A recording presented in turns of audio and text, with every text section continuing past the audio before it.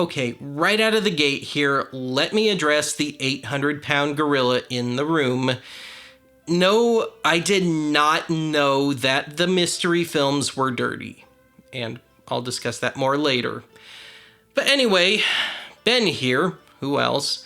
And this is episode number 171 of Oddity Archive, Mystery 8mm Films / The Ballad of Ben and 8mm. And I can just about guarantee you that I am not going to have enough to say about this one to fill out all 32 minutes plus of this episode, and not enough to make it to the now infamous 8 seconds of this one that everybody seems to fixate on. And given the subject matter, I'm sure I'll let out some unintentional innuendo along the way, and well, if the mood strikes, maybe I'll give just a touch of intentional innuendo. But anyway, I don't normally do episode commentaries anymore, but I feel like I should for this one, largely because of the reaction to this one. And in the weeks since this episode has been out, it feels like there's starting to be some misconceptions about this one starting to fly around. So it just seemed like a good time to discuss the idea behind the episode, the making of it, and of course the reaction and all that. So starting at the beginning here, this story that I'm telling in this first box segment is 100% true.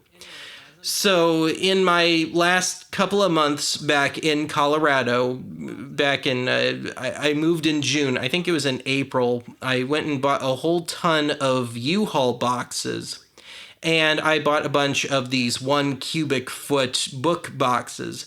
And one of them I just put aside and just left out, and it became my little catch-all random crap box. I was throwing my last few little thrift store finds in there, and stuff that I was using right up until the last second. So, like, in the end, packing tape and scissors and Sharpies, all went in there. So it was that kind of box. Now, when I got here to the new Archive HQ in South Dakota, I even posted a picture to Facebook and Twitter at the time. I had such a terrible morass of boxes that the only furniture I brought with me from Colorado was my bed, so I could, sleep at night. But I had this just swamp of boxes, and just in the name of being able to go to bed at night, I had to throw some of those boxes into the closet, out to the hallway, just anywhere, any way I could make a path. So over time, I, of course, got everything straightened out, but I managed to miss one of those boxes, and that was my little random crap box. It must have been one of the first things I threw in my bedroom closet, because it was way in the back, in the corner, under some other stuff. And so I was looking around for something else. I was admittedly kind of fishing for an archive topic, but I had something more along the lines of general video in mind, and I knew I had kind of forgotten about some of that stuff and just put it in dumb places. But anyway, I got the box out and I found those 2 films, and, like a bolt out of the blue, the episode was born. Now, as close as I got to cheating with those 2 films, and I mentioned this later in the episode, was I just unraveled the first foot or 2 of each one and held it up to the light. And one of them I could make out a person, and the other one I could make out some text, but I couldn't read the text, and it was so stylized that I thought maybe it was in another language. And I just went from there. And this episode was really intended to be a straight traditionally educational archive episode thing. But now this episode was also very much the beneficiary of good timing in more than one way. It was certainly good timing for me on a strictly personal level, because I had just done one of my music career episodes, and those never do very well in terms of viewership, and they're also very time consuming to make. And they tend to take me back to places where I haven't been mentally in a very long time, and so they can be a bit personally taxing as well. So after I finished that episode, I didn't even really have the next one planned. You know, I always have some kind of stuff written down, but I wasn't really quite sure yet. And I was looking around for something else, and I found that box with the mystery reels, and of course I knew instantly what I was going to do next. And it was also good timing, again for me, in that it would be kind of the opposite of the music career stuff, which again is very time consuming and all. So here was an episode that would be very easy to make, informal, not something I'd really have to write out too much in advance, so much just write an outline more than anything else. And it was good timing when it came to the release, because obviously these things aren't planned, but when it came out in just one of those little times where, that only last maybe a few days at a shot, where at least my contemporaries on YouTube just didn't seem to be putting much of anything out, or if they were, it was just minor stuff. So and of course, once word got out what was on the mystery reels, it helped that much more. So it wound up doing a lot better than I expected it to. Dirt cheap back in the late 90s, early 2000s. Now, we haven't quite hit that segment yet, but I do want to discuss the big segment where where I'm going over each type of film, 8mm and Super 8, and how to distinguish them and how to tell whether or not they have sound.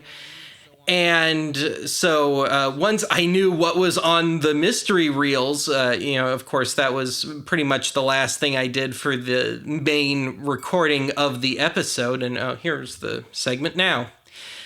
I was genuinely concerned, and I was actually considering going back and just redoing the segment just with films where I knew what was on there.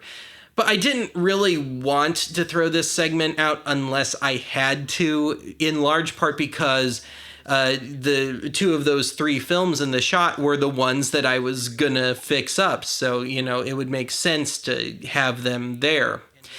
But, of course, once I saw what was on the reels in their entirety, it was, you can't unsee it, is the thing.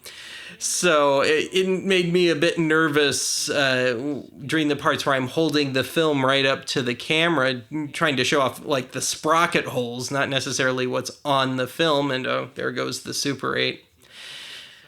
But in the end, I wound up keeping this segment because I was worried that somebody might be able to discern that Super 8 reel. And I was worried that maybe somebody would have a real big TV or something and could maybe kind of sort of make it out. But the best that I could do was I just had the footage on the computer and I went full screen with it and I zoom cropped it, whatever, as tight as I could. And at the point before it would have become discernible, it just devolved into this, pixelated blob. So in the end, I wound up keeping this segment. But having said that, I can't look at it now without going, oh, geez. Or not your reel has sound, or more likely is. So jumping ahead to the climax of the episode, if you will. The big 9-minute sequence that more or less closes the episode where we finally get to see what's on the reels.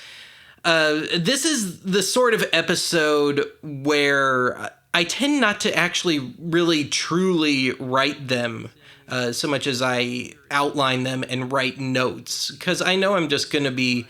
I just want to hit certain targets, and I just will kind of fill in the blanks and just let it flow a little more and be a little more natural, even if it means uhs and oohs and stuff. So in this case, I had outlined the episode up until the point where I show those films, and I had only factored in two conclusions beyond that. So my biggest concern with those mystery reels was that it would be, say, a digest print of some major Hollywood movie, and then I'd be up against YouTube's Content ID system. Or the other one, and what I figured it was, because as I mentioned, I did look at the first few frames, and even though I couldn't make out what they were, I could tell that they were probably not amateur. I figured that it was probably some sort of souvenir reel. And now I noticed a lot in the comments, a lot of people saying that when they saw the first reel, Tropical Paradise, and they saw hearts instead of dots over the eyes in the two words, Tropical Paradise, that they knew exactly what it was.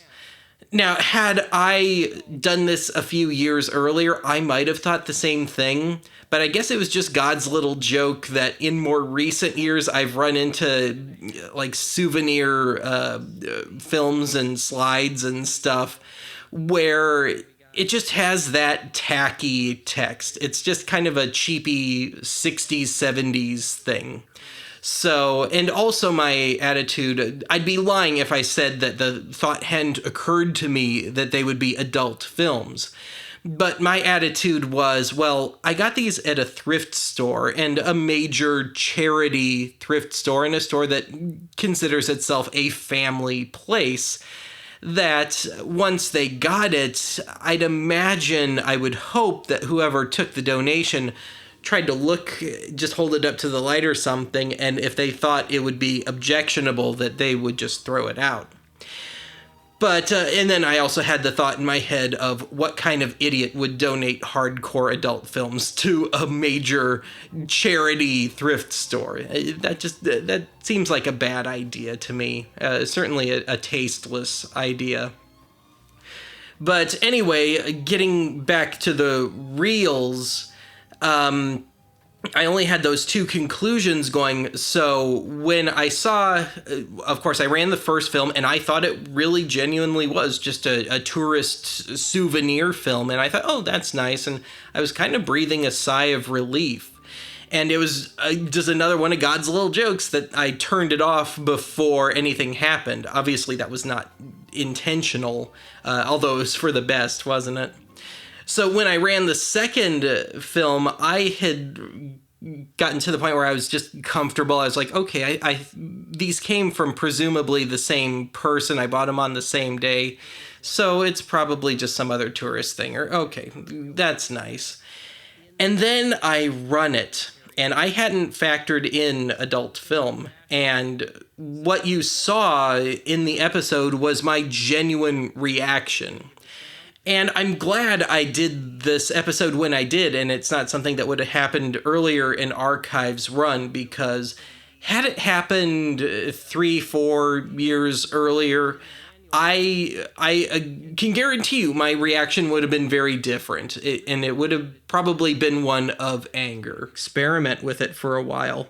So, continuing with that last thought there, I'm very glad that this episode turned out the way it did. It's not really one of my favorites or anything, but I think it is hopefully educational to viewers, maybe not in my initial intended sense. Hopefully you learned a little about film if you didn't know it already. But it being educational in the sense that it's a look into occupational hazards and into the hazards of being a collector. And again, I mentioned that I'm glad that it happened when it did, because I would have just been angry about it a few years earlier. But after a certain point, once again, all you can do is just laugh at the sheer absurdity of it.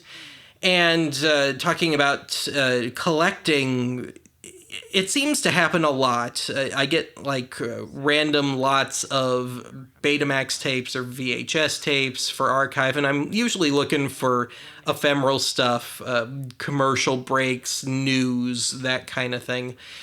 But like almost like clockwork, especially with beta for some reason. I guess there's a lot of Masta betas out there. I almost always have that one tape in each lot, at least that one tape, where it turns out to be adult stuff. So over the years, I've run into plenty of adult material and plenty of, we'll just come out and say it, triple X stuff. So I noticed there were some people in the comments that were assuming that, oh, it's from the late 60s or early 70s, that it's not going to be quite what you would expect today. But it does, and it probably is on the upper tier, the farthest edge of what would have been happening during that time period, certainly. But anyway, as I mentioned, I have run into a lot of that stuff, and it generally doesn't bother me too much. I'm not into it. I don't really like watching it. But generally, I'm not gonna go on a rampage if I see it. So anyway, that brings us to the films themselves. And I guess I will discuss them as much as I think I can get away with on YouTube. So the first reel that I ran, the Standard 8 reel, was called Tropical Paradise. And it is from, and a viewer looked this up for me. I guess there's some sort of database out there that I was oblivious to. But it apparently dates to, how appropriate, 1969, and it is a European import, probably Italian, made by a Spaniard named, and I'm probably going to botch the name here, Lasse Braun. And apparently this guy was a pretty big deal within that little industry back then. So much so that one of the original members of Tangerine Dream actually made a couple of albums worth of music for his film. I don't know if it was explicitly for something that was getting released or not, or just inspired by, but he seemed to make a bit of an impact. Now, of course, what I ran on the show leads you to believe that it's going to be a travelogue. But when I go back after that big, long 9-minute segment and try and really run the film, I turn the film off at, of course, a very appropriate moment. So it's scenery, then you see a woman dancing, but only from the neck up, and it's a very awkward, low angle that it's shot at. And, of course, it turns out to be nude. And the plot, if you can call it that, is a couple of implied shipwreck survivors come onto this island, and they have a threesome. And they hit pretty much every trick in the book that you would expect out of a film like this. And it was the kind of film that I think was not legal yet in the U.S. as of 1969. That stuff didn't quite become legal, triple X, until, I want to say 71 or 72. But there you go. That's the first one. And the second one, the Super 8, which I hate even having to say the title, but it was called Salt and Pepper Orgy Part 2, the implication being that it's all interracial. And it's from here in the States, from 1975, apparently, and I only made it about 30 seconds into it before I turned it off. Initially, I was going to go back and try and watch the whole thing and try and record just anything in there that might be salvageable for the episode. But after about 30 seconds, I saw it wasn't going to happen. It was very in your face right from the get-go, hence why only that briefest bit of that 8 seconds is not blacked out. It just kind of, it has to be. And so what got me, though, and what got me to not pursue it any farther was not so much the act. It wasn't anything I hadn't seen before, but it made me very, very uncomfortable at how tight an angle, how tight a shot it was done at. And so that became my breaking point.